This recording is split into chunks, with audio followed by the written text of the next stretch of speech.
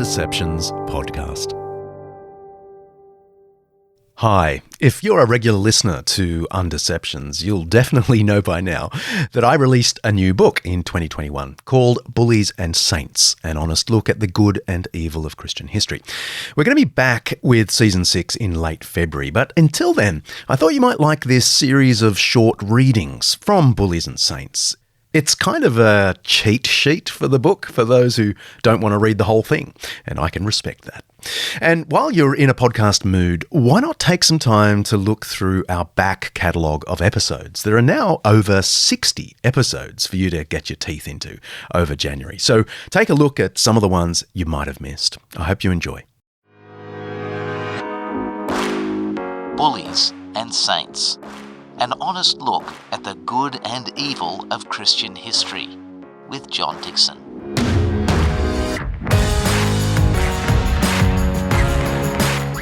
Robert Fleerman puts it starkly. Saxon religious conformity was secured through a chilling maxim: baptism or death.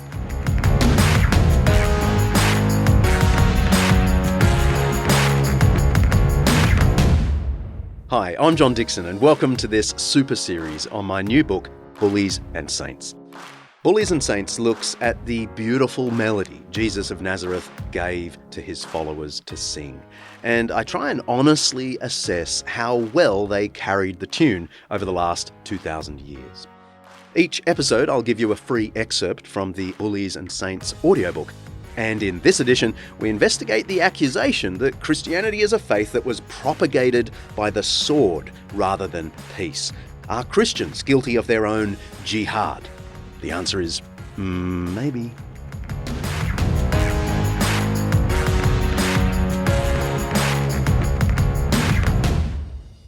I will never forget the Friday evening I made a fool of myself defending Christianity to an acquaintance in a noisy pub in Sydney. My interlocutor was a self-made Balmoral businessman. Google Balmoral Beach, Sydney, and you'll have an idea of what I mean. He asked what I did for a living. I explained that I think, write, and speak about historic Christianity. This usually either kills or ignites conversation. He responded by listing all the things that were wrong with the faith. Science had discredited belief in God, Christians were mostly hypocrites, and so on. I was happy to engage in friendly to and fro for a few minutes. Then he offered his climactic critique.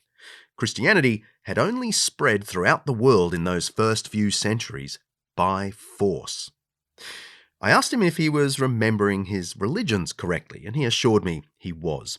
Lots of books have been written about this, he said, in an expression that caught my interest. The church converted nations with a sword. Apparently, it was baptism or death. That is how the early church grew. Something went off in my head, and I'm not proud of it. I laughed at his claim. I raised my voice. I reminded him that I had a couple of degrees in this stuff. I quoted authors he'd never heard of, and as the words were leaving my mouth, I could almost hear the whispers of the New Testament in my ear. Always be ready to make your defense to anyone, yet do it with gentleness and reverence. 1 Peter chapter 3, verses 15 to 16. I was neither gentle nor reverent. The look on his face said it all. He excused himself and walked off to find a more pleasant conversation. Fair enough. I'm embarrassed about that evening for two reasons. Obviously, I was being a jerk, and I no doubt added to this skeptic's data set of haughty Christians. But there is a second awkwardness. His time period might have been out by several centuries, but he was not entirely wrong. There is no hint of coerced conversions in the first few centuries of Christianity. In that period, there is clear evidence that church leaders preferred to be good losers than bad winners, as we saw in chapter 5. But behind my friend's exaggeration was a half-truth from several scattered periods of church history. The myth of forced conversions to Christianity is like most myths. There is some truth to it. Something changed in Northern Europe in the late 8th and early 9th centuries under Charlemagne, 742 to 814. Already during the Merovingian kingdom, under Clovis and his successors, it was normal for missionaries to follow after military conquests, establishing monasteries and churches in the new lands from which they could launch preaching and charitable missions among pagans. The Carolingian kingdom, under Charlemagne, inherited this general policy with a couple of major differences. Charlemagne, whose court was at Aachen in West Germany, was an even more ardent supporter of the church than the Merovingians had been. For his efforts, the Pope would crown him the first Holy Roman Emperor. The concept was straightforward. Charlemagne was chosen by God to revive the glories of the Roman Empire in the West and to defend and promote the cause of the church, hence holy. To be clear, the Vatican in no way directed Charlemagne. No one directed Charlemagne. But it did provide him with the social legitimacy he craved. Even more than Constantine 450 years earlier, Charlemagne really seems to have had a sincere sense of divine calling. Yet, as we've seen, devotion to Jesus Christ is no guarantee of following his melody lines. Charlemagne felt that it was his duty to bring salvation wherever God gave him dominion. He was a typical European warrior king with a heartfelt desire to channel that skill for the glory of God as he saw it. He instituted wide-ranging law reform in favour of Christianity. The Admonitio Generalis, or General Admonition, was a raft of legislative measures articulating the king's responsibility for the people of God, observes Rosamond McKitterick, Professor of Medieval History at Cambridge, and the need for everyone in the kingdom, and especially the secular and ecclesiastical elites, to work towards creating order and a polity worthy of salvation. His method was similar to that of Clovis, supporting the building of monasteries and churches throughout his realm. But there was more. Among the Saxons, Charlemagne adopted what has been described as a Christian jihad. The Saxons were a Germanic warrior people in what is now northwestern Germany. Charlemagne waged a brutal 30-year campaign against them from 772 to 804. He wanted to incorporate them into his growing Frankish Empire, which would eventually encompass much of Europe. The task proved very difficult, as the Romans had earlier found with these northerners. Charlemagne's seeming successes among them were quickly reversed in Saxon rebellions. The sheer quantity of 8th century weapons, shields, and chainmail found by archaeologists in this region offers grim testimony to the scale of the conflict. Charlemagne responded to these setbacks with brutality.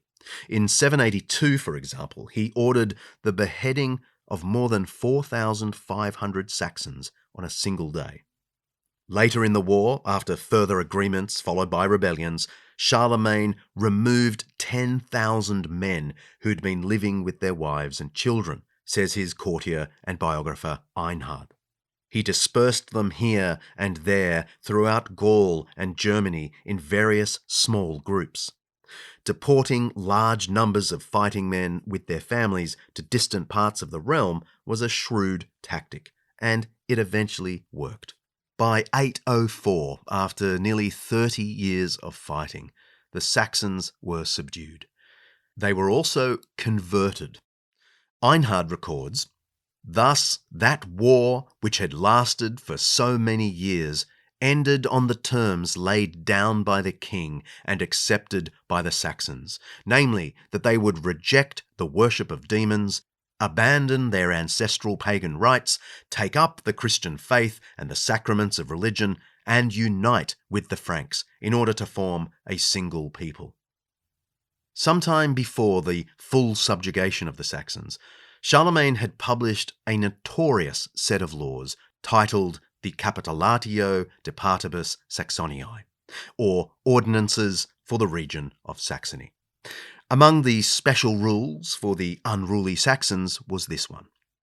If any one of the race of the Saxons hereafter concealed among them shall have wished to hide himself unbaptized, and shall have scorned to come to baptism, and shall have wished to remain a pagan, let him be punished by death.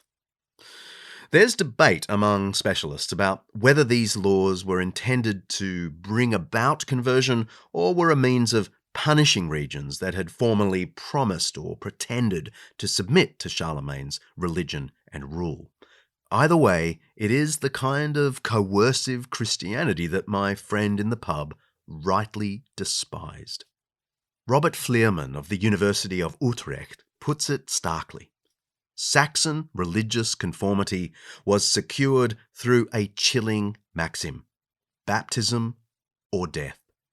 Adding insult to injury, Charlemagne immediately imposed on every Saxon household tithes, that is, religious taxes. This created a double blow: cultural destruction and a financial yoke.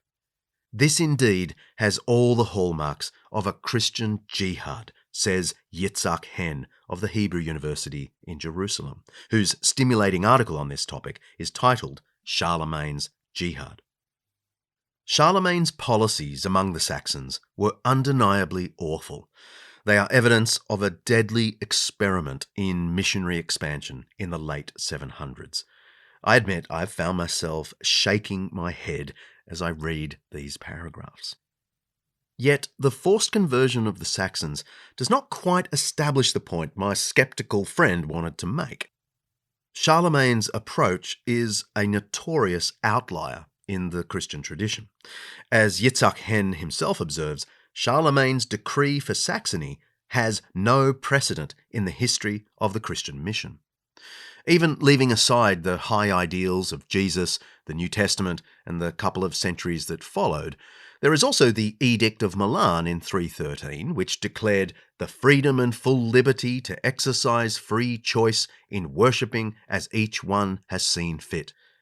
A century later, the most influential Western Christian thinker for a millennium, St. Augustine, the Bishop of Hippo, laid down the principle that, quote, no one is to be compelled to embrace the faith against his will. He believed in a theory of just war, as we saw, but converting pagans was not one of its principles. The same policy was followed by the Pope himself in the 6th century mission to England. Pope Gregory I, AD 540 to 604, wrote to an abbot named Mellitus, who was on his way to assist Augustine of Canterbury in the establishment of Christianity in the British Isles. In the letter, the Pope expresses his longing to see the country converted to Christ, but he insists that the pagan temples themselves should not be damaged. The idols may be removed, but the buildings should not be destroyed. He gives the reason: so that pagans would not be resentful, and so that they might be more open to receiving the true worship of God. He also recommends that pagans be allowed to continue their ancient ritual of sacrificing large numbers of oxen to their gods, except that they should now be urged to do so to the refreshing of themselves, to the praise of God, and render thanks to the giver of all things for their abundance.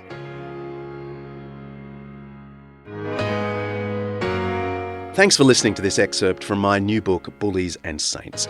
Click over to Amazon.com where you can pick up a copy of the full audiobook, or a print copy if you like the feel of paper in your hand, like I do. And if you've enjoyed the content, let me encourage you to go to the Undeceptions website, where you'll find much more like it, including my Undeceptions podcast. That's undeceptions.com. See ya.